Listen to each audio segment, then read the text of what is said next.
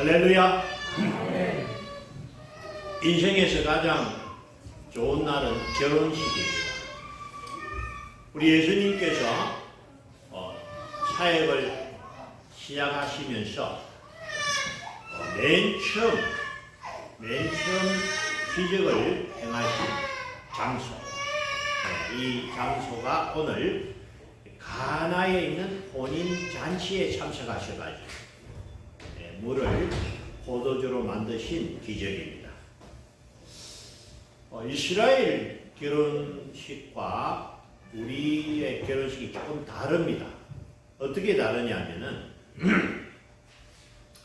이스라엘은 결혼하기 전에 먼저 정혼을 합니다. 우리의 개념은 약혼식과 흡사합니다. 혼을 정한다.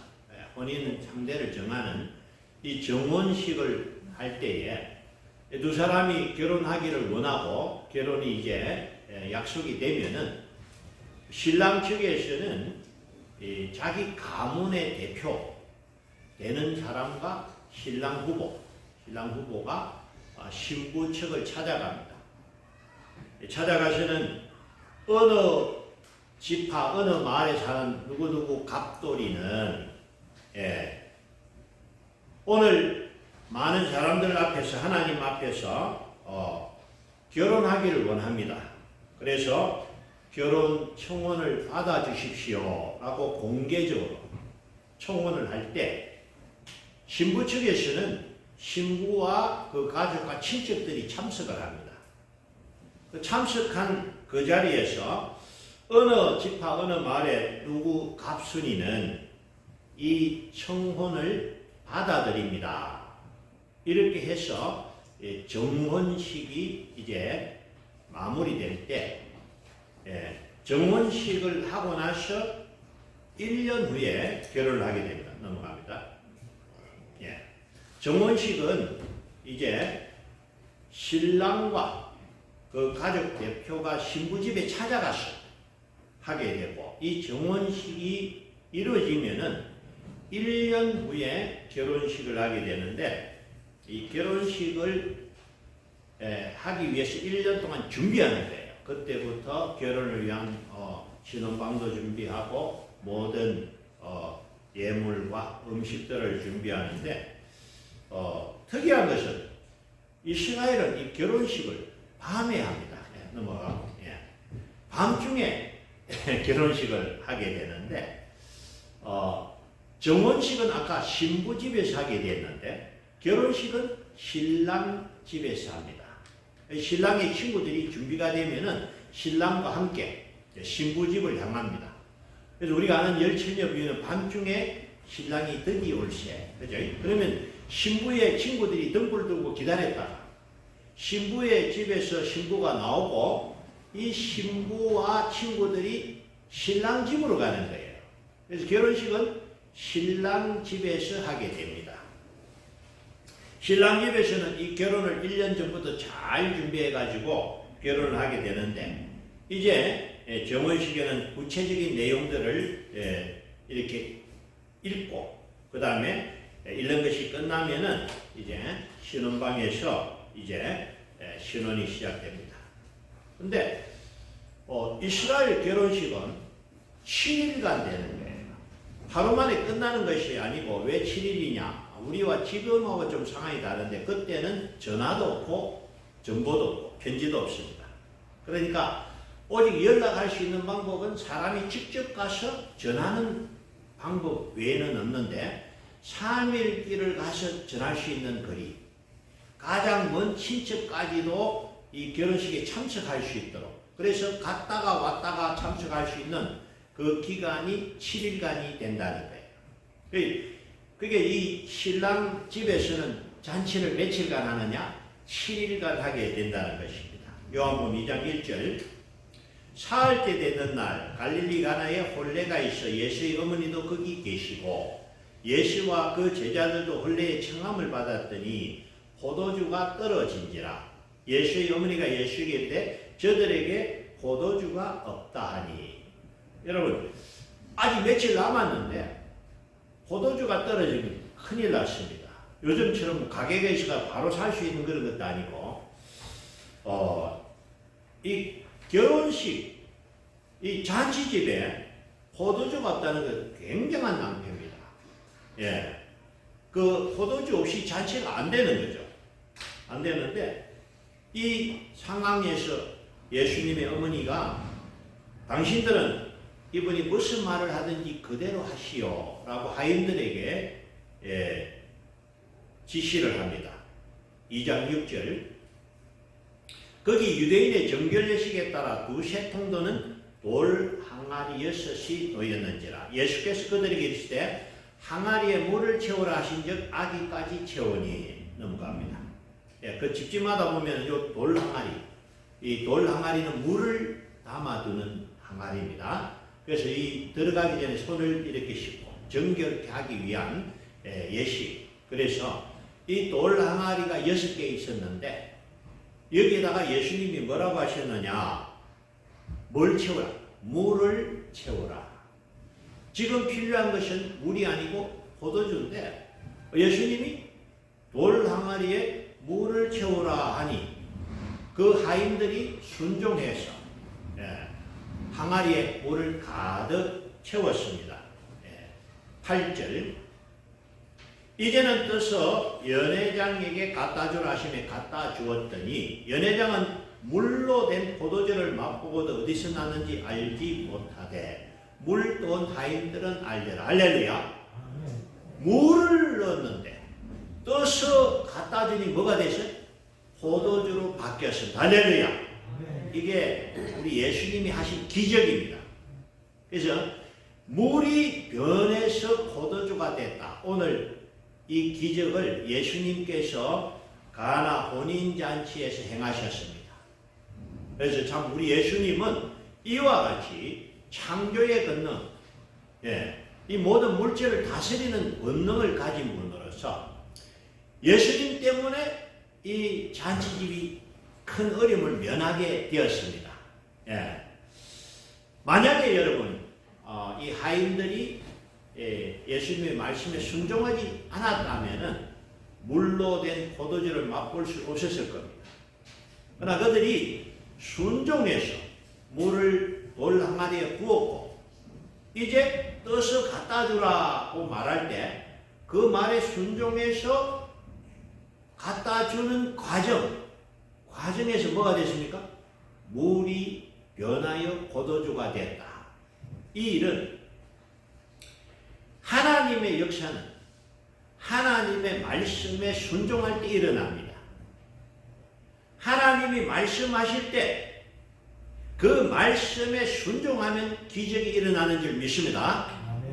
그 옛날 이스라엘 백성들이 애굽에서 나와서 가나안으로 들어가기 위해서 요단 강을 건너야 합니다. 요단 강이 이제 몰입할 때는 물이 강둑까지 차니 가득 차면은 평소에는 깊은 강이 아니지만 지금은 물이 아주 많아서 깊은 강이 되었는데 이 강을 건너려면 큰 일입니다. 원칙적으로 다리를 놔야 되죠. 그런데 하나님께서 뭐라고 말씀하셨냐? 여호수아 3장 6절. 여호수아가 또 제사장들에게 말하여 이르되 언약궤를 메고 백성의 앞서 건너라 하며 곧 언약궤를 메고 백성의 앞서 나아가니라. 여러분 여호수아가 뭐라고 했냐면 제사장들에게 언약궤를 메고 강에 들어가라. 지금 강이 갈라지지 않은 상태에서 물이 있는 그대로 언약궤를 메고 들어가라고 명했습니다. 그러니까 이 제사장들이 여호수아의 말에 순종해서 언약궤를 메고 법궤를 메고 요단강에 들어가니까 발이 닿는 순간에 요단강이 갈라져. 할렐루야. 하나님께서 이스라엘 백성들을 그 옛날 홍해를 가르치듯이 요단강을 갈라서 그 백성들을 건너게 하신 기적. 이 기적 또한 하나님의 말씀에 순종하니까 요단강이 갈라진 줄 믿습니다. 우리는 성경에 이와 같은 유사한 일을 많이 볼 수 있는데 그 일이 뭐냐? 여리고 사건이죠. 이제 여리고 성을 통과해야 가나안에 들어갈 수 있는데 그 성이 굉장히 큰 성입니다. 성 위로 마차가 지나다닐 만큼 크고 든든한 성인데 이 성을 하루에 한 바퀴씩 돌고 마지막 날에는 7바퀴를 돌아라. 하나님의 말씀에 순종해서 아무것도 안 했어. 그냥 성을 한 바퀴 도는 거예요. 하루에 한 바퀴씩. 그렇게 마지막 날 7바퀴를 두고 고함을 치니까 이 성이 지질로 확 무너진 줄 믿습니다. 하나님이 무너지게 하신 거예요. 그래서 우리는 하나님이 하시는 기적을 믿습니다. 예. 나만 장군도 그래요. 엘리사가 온 나만 장군에게 요단강에 7번 씻어라. 순종하니까 7번째 씻고 놓을 때 깨끗하게 나은 줄 믿습니다. 여러분 우리도 마찬가지예요. 우리가 신앙생활하면서 하나님의 놀라신 은혜, 특별한 은혜를 경험하기를 원하는 사람은요, 절대 말씀에 순종하시기 바랍니다. 그 말씀 순종하면 하나님이 우리를 강건케 하시고 우리를 도와주시고 역사하실 줄 믿습니다. 예, 오늘 이 가나 혼인잔치에서 물이 변하여 포도주가 된 이 사건은 예수님이 우리에게 어떤 일인가, 어떤 분인가를 깨닫게 합니다. 원래 돌 항아리는 어떤 용도입니까? 율법을 따라서 그 손을 씻는 그런 정결의식을 하는데 필요한 도구입니다. 그러나 예수님께서 사용하시니까 물이 변하여 포도주가 되게 하셨고, 이와 같이 복음은 물을 맛있는 포도주로 변화시키는 놀라운 일이 있다. 예, 여러분, 우리 예수님이 나에게 어떤 분이냐? 내가 예수를 만나고 예수를 믿으면 전에는 내가 물과 같은 사람이야. 그런데 예수님을 만난 이후에 내가 포도주같이 맛있고 존귀한 사람으로 바뀌는 줄 믿습니다. 여러분, 그래서 우리 인생에 가장 필요한 것이 뭐냐? 우리 인생에 꼭 필요한 것은 예수 그리스도. 만약에 예수님이 없으면 우리가 아무리 노력해도 의미가 없습니다. 내가 아무리 열심히 살고 노력해도 의의는 없나니 하나도 없다. 내가 살면서 죄를 안 지을 수가 없어요. 그렇죠? 죄의 값은 사망이라. 내가 열심히 평생토록 노력했지만 결과는 사망이요 지옥 간다는 거예요. 그러면 여러분 무슨 소망이 있겠습니까? 우리에게 예수님은 희망이고 예수님은 생명이 될 줄 믿습니다. 예수님을 믿으면 내가 죄사함을 받고 구원을 얻게 되니 내 인생은 참으로 복된 인생이 될 줄로 믿습니다. 그래서 여러분, 예수님이 어떤 의미냐? 가나 혼인잔치에서 물을 변하여 포도주 되게 하신 예수님은, 내가 예수를 만나면 예수님은 나에게 생명을 주시고, 내가 예수를 만나면 예수님은 나에게 기쁨을 주시고, 예수님은 나에게 복 주시는 분인 줄 믿습니다. 아멘. 넘어갑니다. 그래서 예수를 만나면 약한 자는 강하게 되고, 우리 연약한 육신도 우리 주님 만져주시면, 치료해주시면 강건하게 될 줄 믿습니다. 아멘. 예. 가난한 자는 구하게 하십니다. 하나님께서 우리에게 복을 주시면요, 우리의 삶이 다시 좋아지게 될 줄 믿습니다. 열매가 달리게 될 줄로 믿습니다. 그러고 천한 자는 존귀한 자가 됩니다. 저와 여러분이 그렇게 존귀한 사람이 아니에요. 우리는 75억 중에 한 명입니다. 그러나 내가 예수를 믿고 나서 나는 하나님의 자녀가 됐습니다. 하나님의 자녀는 가장 귀한 존귀한 줄 믿습니다. 하나님의 나라에서 왕자와 공주라는 거예요. 그래서 여러분, 예수님이 너무너무 좋습니다. 그래서 예수 그리스도는 가장 귀한 보배이다. 여러분, 우리가 가져야 할 것이 은과 금이 아니고 돈이 아니라 예수를 가져야 할 줄 믿습니다. 세상에 아무리 돈이 많고 세상 권세가 있다 하더라도 예수가 없는 사람은 꽝입니다. 그 사람의 그 기쁨이 오래 갈 수 없습니다. 인생은 100년입니다. 그러나 지금 우리가 조금 부족하고 힘든 가운데 있지만 내게 예수가 있다면 내 인생은 성공하고 행복한 인생인 줄 믿습니다. 왜냐? 예수님이 나를 물과 같은 나를 포도주같이 맛있고 값진 사랑으로 바꾸어 주신 것입니다. 여러분, 그러므로 예수 그리스도는 나에게 생명이요, 예수 그리스도는 나에게 가장 귀한 분인 줄 믿습니다. 이 귀한 예수, 내가 예수를 만남으로 말미암아 구원을 얻었고, 내가 예수를 만남으로 말미암아 영생을 얻었고, 앞으로 우리는 천국 가게 될 줄 믿습니다. 여러분, 이 귀한 예수, 이 좋은 예수를 왜 안 믿는지 참 이해가 안 됩니다. 그러나 굳이 이해를 하려면 모르기 때문에